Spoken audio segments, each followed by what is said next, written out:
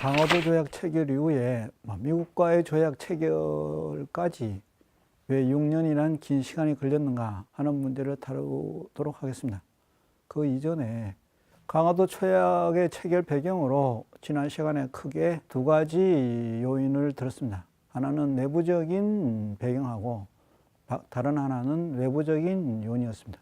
일단 그 내부적인 원인으로서는 고종 친정 이후에 조선의 대외 정책이 변화했다라는 문제와 다른 하나는 메이지 유신 이후에 일본의 대외 정책, 대조선 정책으로 나누어 봤습니다. 특별히 강화도 조약에 이르는 보다 중요한 요인으로 메이지 유신 이후에 일본의 조선 정책, 그리고 그 가운데 1863년에 정안 논쟁 이후 일본의 대조선 정책이 보다 무력을 기반으로 한 포함 외교로 바뀌어가지고 결과적으로 운요 사건 그리고 강화도 조약으로 이어지는 과정을 검토했습니다.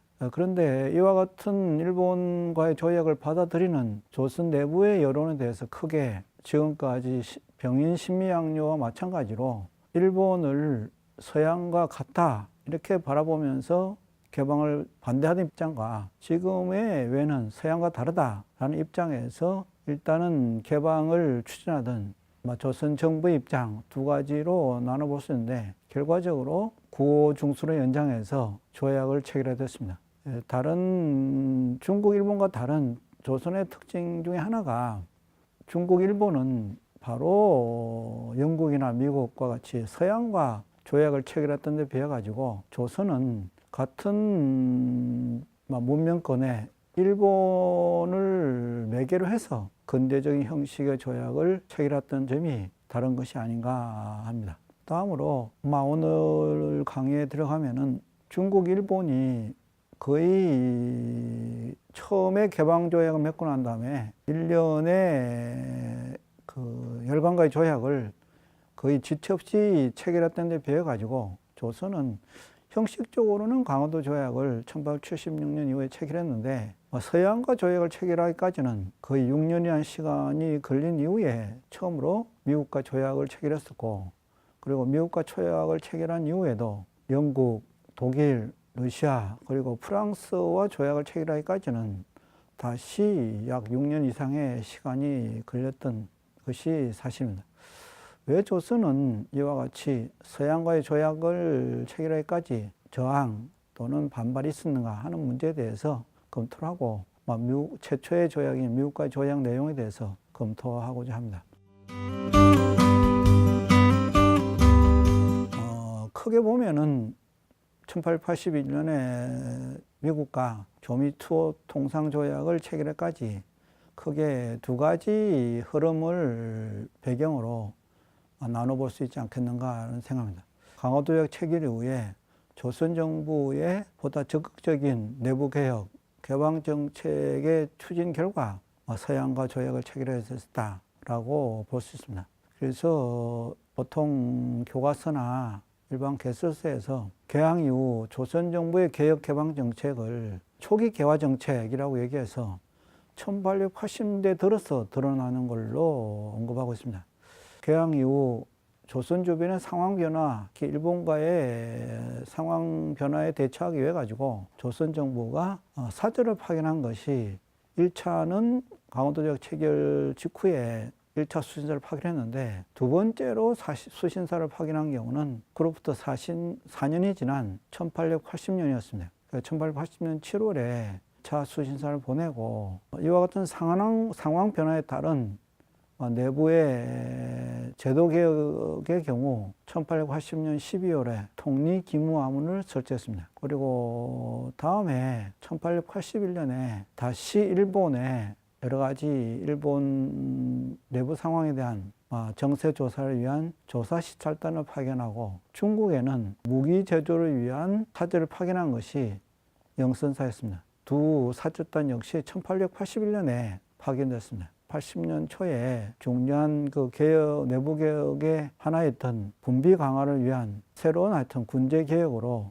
신식 군대를 창설했습니다. 별기군의 경우입니다. 이것도 역시 1881년이었습니다. 이렇게 보면은 대체로 1876년에 강화도 조약을 체결했지만은 강화도 조약 이후에 조선 내 여러 가지 변화에 대한 새로운 정책을 입안하고 추진하고 그와 같은 것이 실천에 옮겨진 것은 대체로 강화도 조약으로부터 약 4년이 지난 80년 초부터 이루어졌다라고 보십니다. 이 시기에 조선 정부의 개혁이라는 것은 크게 중앙정부의 제도 개편이었던 통리기무하문에서 보는 것처럼 크게 보면 통리기무하문이 새로운 정부기구로 12개의 부처를 만들었었는데 기관의 명칭이 사대사, 교린사 또는 의학사, 통상사 이와 같이 이전에 중국, 일본을 대상으로 한 외교관계를 벗어나서 서양과의 외교관계에 대비한 그 기구를 신설한 문제하고 다른 하나는 군무사, 변정사, 군물사, 서남사 이와 같은 명칭에서 보는 것처럼 주로 군비개혁, 군비에 관한 정비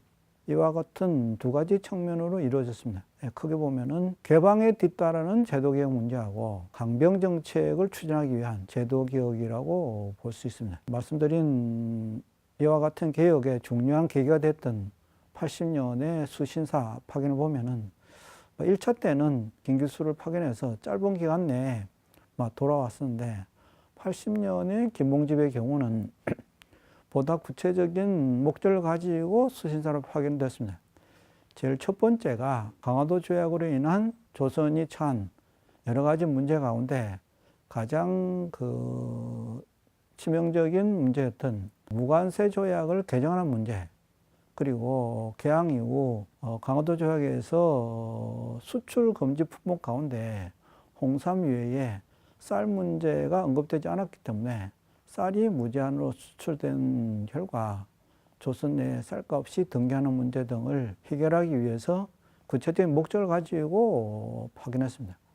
그래서 이 시기에는 약 동경에 1개월 정도 체류하면서 여러 가지 교습들을 했습니다. 이와 같은 조약 개정에 관한 문제 이외에 김홍집의 경우 당시 조선의 외교를 뒤에서 뒷받침하던 주일 천국 외교관과 여러 가지 회담을 했었는데 당시 주일 천국 외교관 가운데 일본 문제에 가장 많은 지견을 가지고 있었던 황준원과 여러 차례 회담을 하고 귀국 시에 황준원이 제시한 조선 정부의 외교 방침을 요약한 조선 책략을 가지고 귀국했습니다. 조선 책략의 내용은 흔히 간단히 줄여서 얘기하면은 친중국, 결일본, 연미, 조선이 앞으로 나아갈 외교 방향이 중국과 친하고 일본과 깊게 연결되고 미국과 연결돼야 된다라는 내용이었습니다. 근데 이와 같은 친중 결일 연민은 결과적으로는 조선의 외교 정책 가운데 가장 시급한 부분이 러시아의 남전을 막는 내용이다라는 걸로 요약된 것이었습니다.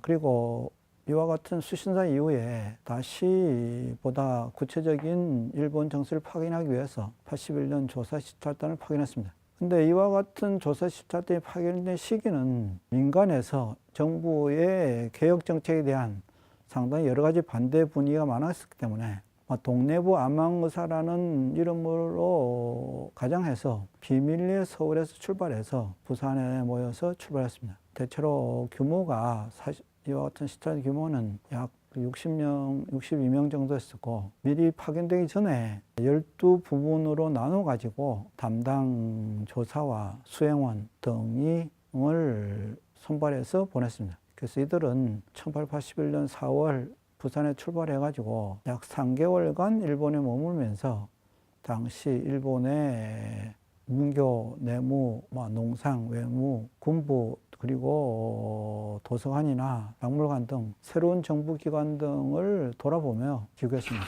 이와 같은 조사 실탄원 가운데 육일중과 윤치호 등은 최초의 유학생으로서 일본에 머물면서 신학문을 배우기도 합니다. 이와 같은 조사 실탄단 귀국 보고가 이후 조선의 개화 정책에 밑그림을 그렸던 것으로 생각이 됩니다. 다음에 중국에 파견했던 영선사의 경우 그 목적이 보다 구체적으로 경기 제조학습, 무기 제조 학습을 목적으로 중국에 파견했습니다. 김윤식이 인솔을 하면서 학도와 공장 38명으로 구성되어 가지고 육로로 서울을 출발해서 당시 중국 양모파의 근거지였던 텐진 기기창에서 나름대로 무기 제조 학습을 했습니다. 다만 이와 같은 영선사의 경우 다음에 발생하는 이모군란으로 조기 귀국하는 상황이 벌어지긴 하지만은 이들이 중심돼서 1883년에 기기창을 창설하고 무기 제조에 착수하기도 합니다. 81년의 개혁 가운데 가장 눈으로 드러나는 부분이고 당시 개혁의 목적을 잘 보여주는 것이 신식군대 별기군의 창설이었습니다. 종래 중앙군의 경우 5군형으로 나눠있던 군대를 무의형, 장의형 두 형으로 축소하고 신식군대 별기군을 만들었습니다. 이 별기군의 경우 그 군사고문 교관으로 일본 공사관에 와 있던 호리모도 레이조를 교관으로 초빙해서 군사훈련을 시작했습니다. 다시 말하면 일본식 군제 또는 군비 등을 수용해가지고 별기군을 만드는 경우입니다. 이들은 기존의 군인 입장에서 보면은 보다 근대적인 개혁으로 인해 가지고 많은 지원을 받았던 결과 구식 군인들의 경우 불만의 대상이 되기도 했습니다.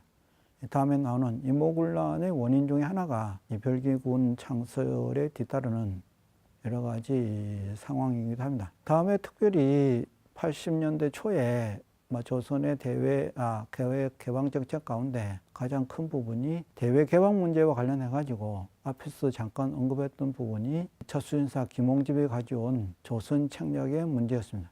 이 조선 책략은 앞서 말씀드린 것처럼 친중 결의를 연미해야 된다라는 러시아의 남진 방화론의 경우입니다. 근데 이와 같은 방화론의 경우 김홍집이 가지고 들어왔을 경우 정부 대신과 고종 사이에 여러 가지 논의 거친 끝에 이와 같은 대외정책 방향이 나름대로 타당하다 이런 결론을 가지고 그것을 국내 지지를 얻기 위해 가지고 국내에 유포하는 가운데 제야 유생으로부터 큰 반발을 초래했습니다. 그것이 이른바 영남 만인소행입니다. 제야 또는 민간에서는 대단히 적극적인 저항이 있음에도 불구하고 조선 정부가 추진한 데는 정부 나름의 논리도 있었다고 생각합니다.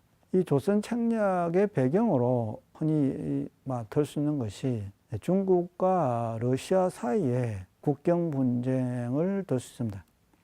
비교적 교과서 같은 데서는 당시 중일 간의 국경 문제하고 조선 책략 또는 조선의 개방 문제를 직접 언급하지 않지만은 실제적으로 조선 책략을 조선이 받아들인 배경은 조선과 상당한 먼 거리에 있었던 중러 간의 국경 분쟁이 조선의 대서구 개방, 미국과의 조약에 관련되었다고 생각합니다. 이리 지역이라는 것은 지도에서 보는 것처럼 당시 청나라와 러시아 사이에 국경 교역 장소였던 지역입니다. 이 지역을 러시아가 1871년에 점령하고 10년 이상 점령하였습니다. 왜냐하면 이 지역에 있던 지역 세력의 반란을 러시아가 진압하면서 이 지역을 점령했던 겁니다. 이 지역의 경우 영국 외교문서에서 보는 것처럼 당시 북방에서 내려오던 러시아와 인도에 근거하고 있던 영국 그리고 중국 사이에 중간지대였기 때문에 이와 같은 지역을 러시아가 점령한다는 것은 인도에 기반하고 있던 영국과 러시아 또는 중국과 상당한 분쟁을 갖고는 그와 같은 지역이었습니다. 이와 같은 지역은 당시 조선 문제와 관련하면 상당히 먼 거리에 있긴 합니다만은 1880년경에 이와 같은 이리 분쟁을 중러 간에 외교적인 교섭이 마지막 상황에서 교착 상태에 빠졌을 때 영국 외무성의 주청 영국공사의 외무성 보고에서 보는 것처럼 중러 간에 전쟁의 위기가 있다. 그래가지고 영국공사의 경우 주청 영국공사의 경우 영국 외무성에 보고하기를 러시아 함대가 현재 약 17척가량 직결해가지고 중국과의 전쟁에 대비하고 있다. 북경으로 진출하기 위해 가지고 러시아 함대가 조선의 원산항에 상륙해 가지고 북경으로 진출하고자 한다. 이런 위기가 있다라는 것을 보고했는데, 주청 영국 공사의 보고에는 이러한 당시 상황이 중국에 있던 프랑스나 벨기에 동료들도 공유하고 있다라고 보고했습니다. 실제적으로 당시 러시아의 중국과의 전쟁 의도나 또는 중국의 러시아와의 전쟁 의도 같은 것은 구체적으로 확인할 수 없지만은, 이와 같은 외교적인 논쟁이 급박하게 돌아가고 있음을 볼 수 있습니다. 이와 같은 영국 외교공사의 보고로부터 약 6개월 뒤에 조선 정부 내에서도 이와 같은 주변 상황에 대한 논의가 있는 것을 확인할 수 있습니다. 80년 9월에 정부 대신들 사이에 논의본을 보면은, 러시아인들의 경선 16척이 직결했는데 겨울이 들면은 남쪽을 향할 것이다. 그래서 대단히 위태롭다. 이와 같은 논의를 진행하고 있습니다. 영국 외교문서로부터 보면은 한 6개월 뒤에 우리 정부 내에서도 이와 같은 상황에 대해서 소식을 접하고 논의를 하고 있는 것을 볼 수 있습니다. 이와 같은 시기에 전해진 것이 조선청약이었습니다. 그래서 황준의 경우 조선이라는 것은 실로 아시아의 요충지다.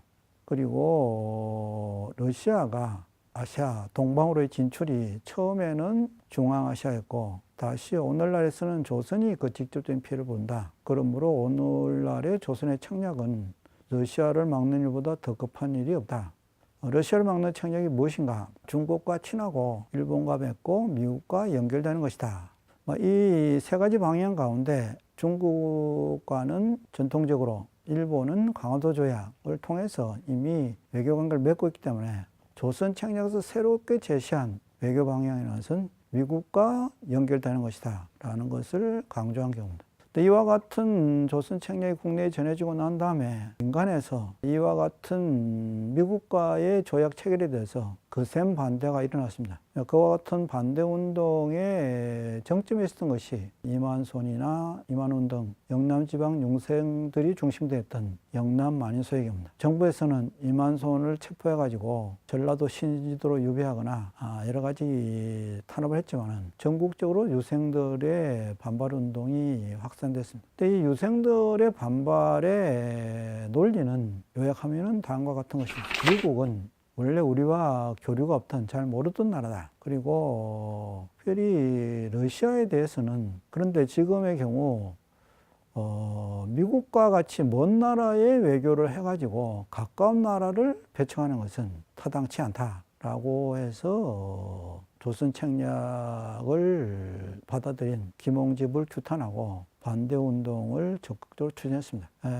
그럼에도 불구하고 당시 조선 정부의 개방 정책의 경우는 결과적으로 82년 2월에 미국과 조약을 맺는 걸로 기결이 됐습니다. 전체적으로 보면은 80년대 들어서 조선 정부의 개혁 정책은 내부적으로 새로운 상황에 대비하는 기구 개편, 그리고 새로운 문물을 받아들이기 위한 인원 파견, 그 결과 새로운 무기를 갖춘 새로운 군대의 창설, 그리고 대외 개방으로 미국과 조약을 맺는 것입니다. 미국과 조약을 맺고 난 다음에 약 한 달 뒤에 다시 영국과 조약을 맺었는데, 보시다시피 영남 만인소의 연장에서 이모군란이 발발한 게 미국과 조약을 맺고 난 약 2개월 후에 전체적으로 조선 내부에서 강화도 조약 이후 개항에 반대하던 세력에 의한 정권 탈취 또는 일시적으로 개혁 방향을 바꾸는 이모군란이 발생했습니다. 다음 장에서는 조미수 통상조약 체결화와 당시 이에 대한 이모군란에 대해서 언급을 할까 합니다.